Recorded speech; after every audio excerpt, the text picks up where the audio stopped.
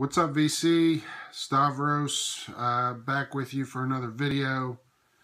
Going to show you some recent spins. Got a couple of new records because as I thought, all the record store day prices, all the flippers are lowering their prices. You're finding them online. Got some decent stuff. Also made a trip to Jazz Fest, so I'll run through that real quick. Jazz Fest always last 2 weekends of April, or first weekend in March down in New Orleans. My favorite weekends of the year. Used to go every year for 4 or 5 years in a row. Then I had kids, so took a little break from that. Got a chance to go again with 3 buddies. Went to New Orleans from Wednesday night to Sunday morning for the second weekend of Jazz Fest. And I thought, you know, maybe I'll avoid the bigger acts because it's getting to be such a shit show for the main stages, and I'll go to the jazz tent with my new love of jazz and experience some of that. And what ended up happening was that it rained 2 out of the 3 days we went, and the tents were completely packed. So we just loaded ourselves up with beer and food and ponchos and sat outside enjoying the rain and the tunes, because for the most part bands didn't stop. So got there Wednesday night, went down to Frenchman Street. I don't step foot on Bourbon Street anymore. I'm not 20 and looking to hear Bon Jovi cover bands. I'd rather hear New Orleans bands. So I went down to Frenchman Street. Walter Wolfman Washington was playing a DBA, so we saw that. There was some there's always guys playing out in the corners. There was like an electric violin player, which was really cool. Thursday, woke up, got prepped, got our chairs, got, you know, everything you need for a day-long festival. And if you're not familiar, it takes place at the horse track down there, so there's like one tree. There's no shade. You got to be prepared. But it was overcast, it was raining, but we didn't care. So what we saw on the first day was we saw Sonny Landreth, the great guitarist from New Orleans. We saw Gary Clark Jr., the phenom that Clapton, I guess, introduced the world to when he was like 16, 17, whatever he was. I got a couple of his records. I like his early stuff. There's a live record that I love. Maybe I'll show it in another video. His newest record I don't own. I've sampled it a bit, but I don't know. I hope the major labels haven't gotten to him. It doesn't have the grit, the filth of his guitar playing from the first few records. So we saw him. And then we saw the Derek Truck, Susan Tedeschi band, who called up Jimmy Vaughn and Billy Gibbons, who played with them almost the entire time. So that was the main stage almost all day Wednesday or Thursday. Thursday night we left and went and saw the M&Ms, who are Papa Molly on guitar, Stanton Moore on drums, Robert Mercurio from Galactic on bass, and the amazing John Medeski from Medeski, Martin & Wood on the keys. And here is a clip of that show over at One Eye Jacks.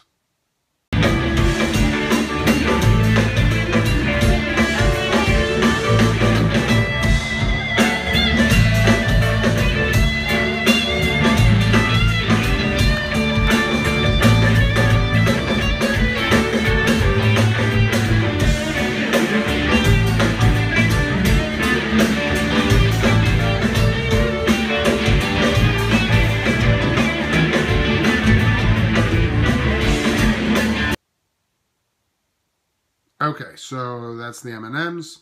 We hightailed it from there, went to Howlin' Wolf, and Carl Denson's Tiny Universe was doing a Prince night, and they covered all of Dirty Mind front to back, and Dirty Mind is, what, 32, 35 minutes? They extended it to an hour and 45 minutes because everything was jam heavy for 10 minutes. 10 minutes is track, I guess. They were supposed to go on around 11:30. We showed up at 11:30 and waited in a line for an hour. I don't know what they were doing. And then we waited inside for even longer. I don't think they went on till like 12:30 or 12:45. So it was a late night after being at the fairgrounds all day, and then M&M's, then this. But good show. Friday, woke up. Awesome day. No rain. We primarily stayed at one stage, and we saw, oh my God, who did we see? I can't remember the first band we saw. That's embarrassing. But we saw the Revivalists, who are a local New Orleans band. They're kind of making it big. They were good. We saw My Morning Jacket, who I love, and they were excellent. They did a version of Prince's Purple Rain. It lasted forever, and it was a rocker, and it was awesome. I'll put a link. I'll find it and put a link down the bottom if you want to check that out. It was great. I'll put a couple of links on there, maybe some trucks too. So that was great. Went and had a phenomenal dinner. Char-grilled oysters, jambalaya, all that stuff. And by the time that ended, and with all the booze we drank, we decided to bag late night shows because after the night before we were exhausted, we were beat. Which in the end maybe was a mistake because Saturday was a monsoon. I went to the gospel tent for a little bit, which was always great. Went to the blues tent and saw Roy Rogers and the Delta Blues Kings, which was great. Saw a little bit of John Cleary and the Absolute Monster Gentlemen, which was good. And then Stevie Wonder was the main headliner Saturday night. We were going to eschew that and go somewhere else. But then the monsoon hit. And while we grinned and bared it on Thursday, this was unbelievable. I mean, there was rivers flowing through there. And here's a picture of one of them. And signs started flying off of tents. And we decided that's it. We're going, because we had one more show that night before we left Sunday morning, really early Sunday morning. And that was a Last Waltz tribute at a small theater in New Orleans called the Sanger Theater, put together by Warren Haynes and Don Was. So Warren Haynes on guitar, Don Was on bass.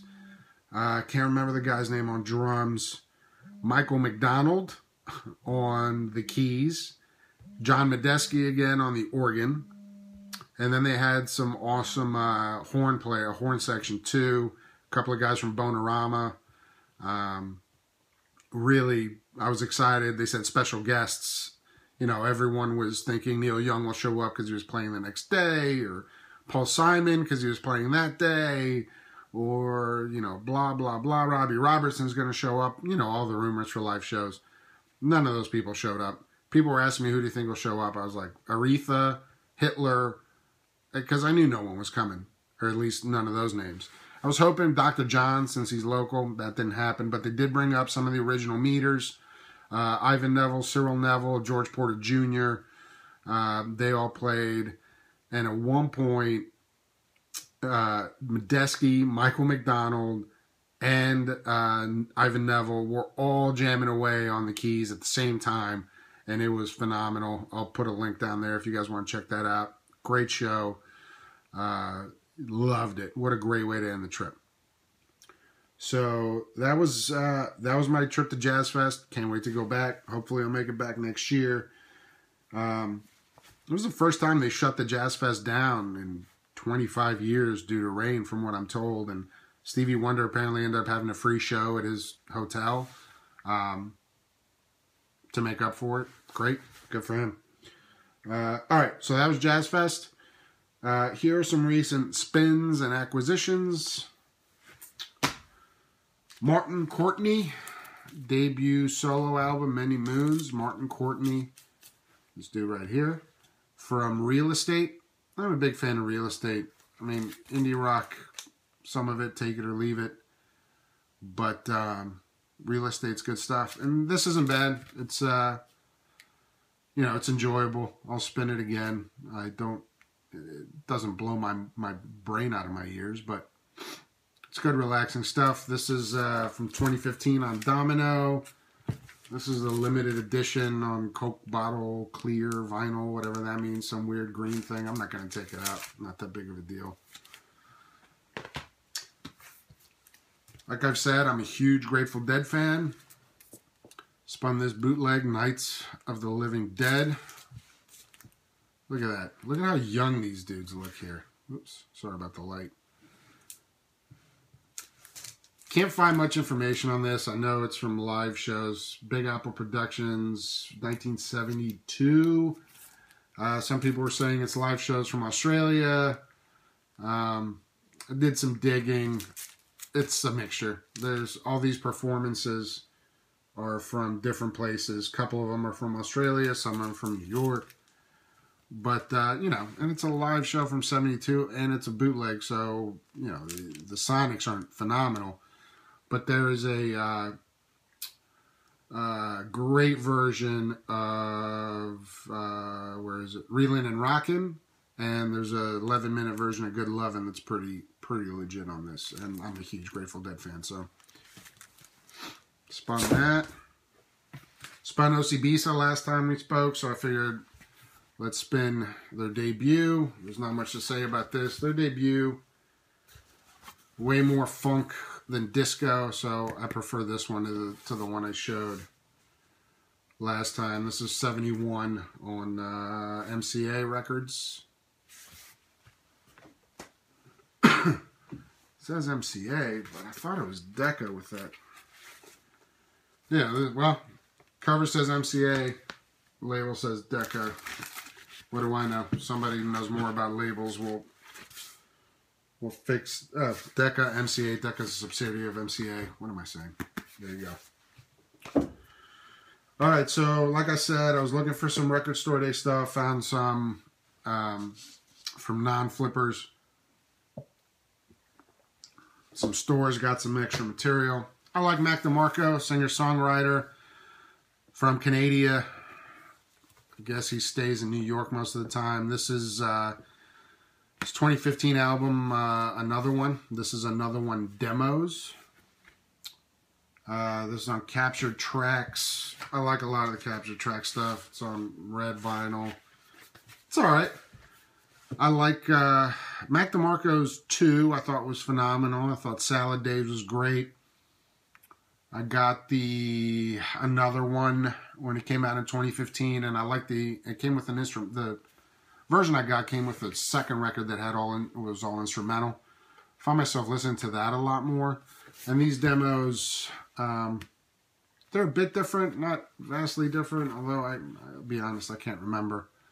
So glad I got that at retail price rather than inflated. This was one of my targets when I went out there, and I could not find it. Mew. This is the first vinyl issue of And the Glass-Handed Kites. If you don't know Mew, they're indie rock, I guess. This is a music on vinyl release. Nice hard little covered stock. I believe it's on transparent vinyl, which I'm not a fan of, but whatever. Mew, to me, when I first heard them, I first kind of had the same reaction I had with Not a Surf in terms of the vocals. The vocals are fine, and they're not as prevalent as Not a Surf, but the musicianship, Mew is amazing. It's textured, it's layered, it's beautiful. There's hard rockers, I can't say enough about this band. I've got this, I've got Frengers, and I got Plus Minus, which came out last year, which I thought was one of the best albums of the year. So check out some Mew. Really, really good stuff. Highly recommend. This is from 05, I believe. Yeah, this was recorded in 05, first vinyl release.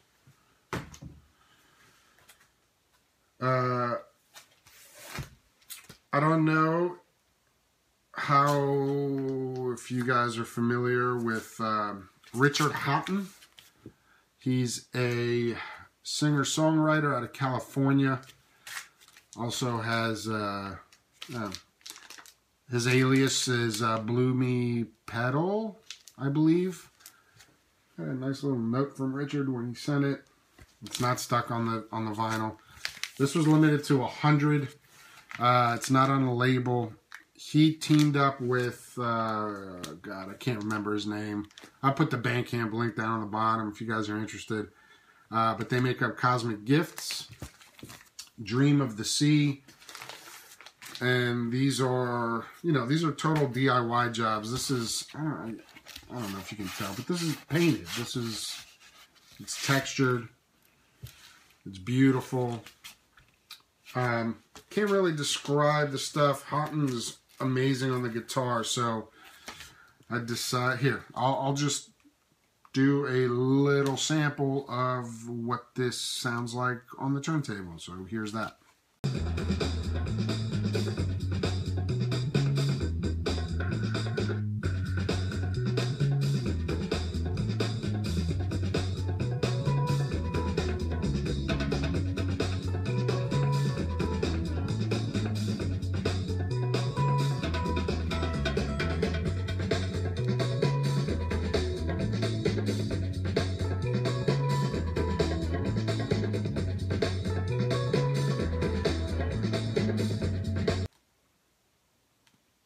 Good, right?